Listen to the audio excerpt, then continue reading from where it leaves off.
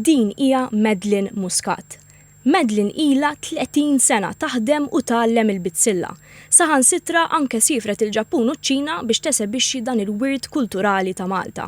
L-istorja ta' Madeline u l-bitzilla tibda minn età żgħira, fl-iskola ta' Snajja. Waqfet minħabba x-xogħol u l-familja, iżda l-ħsieb li xi darba terġa' tibda baqa' iberren f'moħħha. U wara ftit kuraġġ mir-raġel bdiet tattendi l-klassijiet ta' flaxija. F'intervista ma' TVM News, Madeline qalet li l-għallima tagħha ispirata tibda tgħallem il-bitzilla hi stess. Nħossu sodisfazzjon meta tara student li ma jaf xejn laqqas kif ikebbeb iċ-ċombini. U mbagħad jibda jkun qed jitgħallem u qed taraħ jagħmel progress, jiena ma ħallihomx jaqtaw qalbhom. Ninkoraġġihom dejjem biex ikomplu u tarhom li qegħdin jimxu l-qoddim u jiena għalija sodisfazzjon. Għaltinna li l-bitzilla tinħadem madwar id-dinja kollha.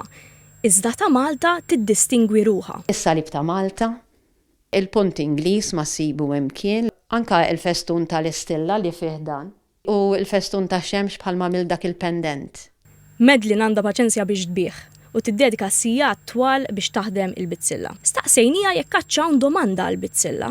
Min Maltin ma nafx, naħseb jiena għax jien għandi ħabiba tiegħi li ġifieri taħdem il-bitzilla u idbieħ u tagħmel skont li jitolbu għan-nies, fimt?